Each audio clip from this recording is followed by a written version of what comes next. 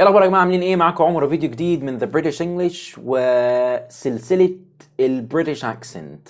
طبعا رجعنا تاني لايام الشادوينج وازاي تعمل شادوينج بالبريتش اكسنت وازاي تتعلم البريتش اكسنت بشكل صحيح. هنكمل الفيديو ده مع بعضينا وهنتعلم البريتش اكسنت من مسلسل The Last Kingdom. طبعا كان في ناس كتير سالتني على موضوع الشادوينج دوت وازاي نعمل شادوينج، وانا عايز اتعلم من الشادوينج. وخلي بالك موضوع الشادوينج ده من اهم واكتر المواضيع اللي هتعلمك الاكسنت بشكل صحيح. فلو انت واحد بتحب الاكسنت وعايز تتعلم ازاي تتكلم صح بنسبه 100%، تابع معايا الفيديو ده للاخر. ما تنساش تعمل اللايك المتين وتعمل سبسكرايب، ويلا بينا.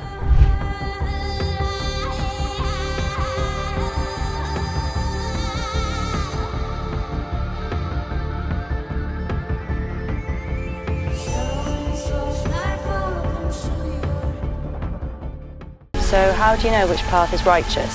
So how do you know which path is righteous? بص بقى الجملة دي. How do you know which part is righteous? How do you know which part is righteous? How do you know؟ ما قلتش how do you know. خلي بالك كلمة do هنا عشان مهمة جدا. هي قالت how do you know. How do you. How do you know?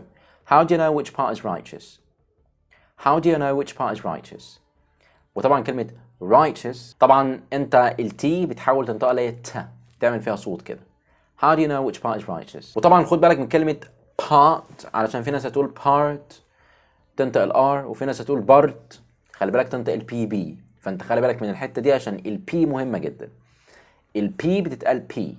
طبعا ممكن انت تشيل مثلا حرف التي بتاع كلمة part وتخليه با، اللي هو بمعناه يعني ان انت تخليها glottal T، يعني تخلي التي glottal T. يعني ايه glottal T؟ يعني تنطق التي من زورك من هنا، فانت تقول pa. How do you know which part is righteous?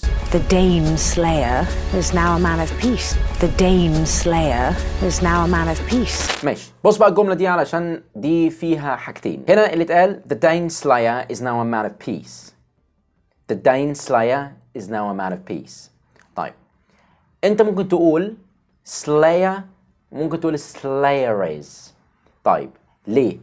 طبعا الار اللي في كلمة slayer دي اسمها linking R. امتى تبقى linking؟ تبقى linking لو انت هتبدأ تتكلم وتكونكت الكلام على طول. فلما تشوف الار جاي بعديها vowel sound زي مثلا O I E U A، بتنطق الار عادي جدا. وده اللي بيحصل في البريتش اكسنت، ان احنا بننطق الار في البريتش اكسنت لما بيبقى جاي وراها فاول ساوند فقط. فانا بقول slayers، لو انت هتكونكت هتقول slayers، دي بيبقى اسمها linking ار. فهتقول the Dane Slayer is now a man of peace. The Dane Slayer is now a man of peace لو انت هتسيبها slayer، انما لو هتكونكت هتقول the Dane Slayer is now a man of peace. The Dane Slayer is now a man of peace. The Dane Slayer is now a man of peace. طبعا لو انت بقى عايز تكونكت كل حاجة مع بعضيها وتخلي كل الكلام وكل الجملة كونكتد من اولها لاخرها، هتقول the Dane Slayer is now a man of peace. انا هنا عملت ايه؟ انا قلت بدل ما اقول man of peace قلت man of peace. طبعا دي اسمها connection باستخدام الشوا ساوند. شلت of وبدلتها بالشوا خليتها فقلت man of peace. ماشي. طبعا مش لازم تعمل ده لو ده صعب عليك في البداية، ولكن انت ممكن تستخدم الكلام العادي. ممكن تتكلم عادي جدا من غير ما تكونكت او كده. ممكن تقول the Dane Slayer is now a man of peace، بس لازم تخلي بالك من البي بتاع كلمة peace، ما تقولهاش بيس. بيس يا مان. I cannot let them turn on each other. I cannot let them turn on each other. I cannot let them turn on each other. I cannot let them turn on each other. I cannot let them. طبعا هو قالها عادي، هو قال I cannot let them turn on each other عادي، بس هو الكونكشن هنا عمل كلمة each other فقط. فهو I cannot let them turn on each other. I cannot let them turn on each other. ماشي. طبعا انت ممكن تقول I cannot let them turn on each other، وممكن تقول I cannot let them turn on each other عادي، مفيش اي مشكلة اطلاقا. اهم حاجة عندك هنا كلمة each other، ال TH بتاعت كلمة other. وعندك كلمة let them، انت ممكن برضه تستخدم ال true T وممكن تستخدم ال glottal T. يعني ممكن تقول let them وممكن تقول let them. I cannot let them أو I cannot let them عادي، مفيش أي مشكلة. فممكن تقول I cannot let them turn on each other، وممكن تقول I cannot let them turn on each other. طبعا TURN دي هتقولها turn، ما تقولش turn. وخلي بالك علشان turn دي هتبقى American، وطبعا التي مهمة جدا، فانت ما تقولش تي عادي، ما تقولش ترن مثلا او ترن، لا، التي لازم يبقى فيها جزء من الت صوت كده. turn turn turn. practice يلا معايا. turn. I cannot let them turn on each other. turn on turn on. ما تقولش turn on. okay. I cannot let them turn on each other. I cannot let them turn on each other. Fight! Fight and keep on fighting until the victory is ours! Until the victory is ours! Keep on fighting until the victory is ours. طبعا المهم في كل الجملة دي هي كلمة hours اللي موجودة في الآخر. طبعا انت مش هتقول hours ومش هتقول hours ومش هتقول hours. ممكن تقول hours عادي جدا، مفيش أي مشكلة، بس لو انت عايز تقولها بقى بص يعني بطريقة advanced جدا بتقولها ours على طول. Until the victory is ours. Until the victory is ours. اوكي.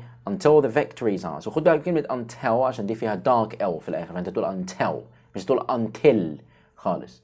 انت تقول fight until the victory is ours. Until the victory is ours. Until the victory is ours. اوكي. اللي انت هتستراجل فيها اللي هتلاقيها صعبة شوية كلمة hours اللي جاية في الآخر، لأن هتلاقيك بتقولها طبيعي hours و hours لو حاولت ان انت، ولكن انت حاول تتمرن معايا عليها عشان تجيبها صح. فانت هتقول fighting until the victory is ours. Fighting until the victory is ours. Until the victory is ours. Fighting until the victory is ours. It was the last time I saw her. It was the last time I saw her. It was the last time I saw her. It was the last time I saw her. It was the last time I saw her. It was the last time I saw her. طبعا برضو كلمة her هنا طبعا انت مش هتقول her اوكي، ومش هتقول her، ماشي، عشان دي كلمة ودي كلمة تاني خالص، فانت تقول her، لازم تقولها بالصوت ده كده her. H-E-R هتبقى her، وده طبعا هتفرق معاك من كلمة هي وكلمة her. هي اللي هي H-E-R-E دي كلمة اللي هي here هنا، here بتقولها here كده، انما H-E-R بتقولها her. It was the last time I saw her.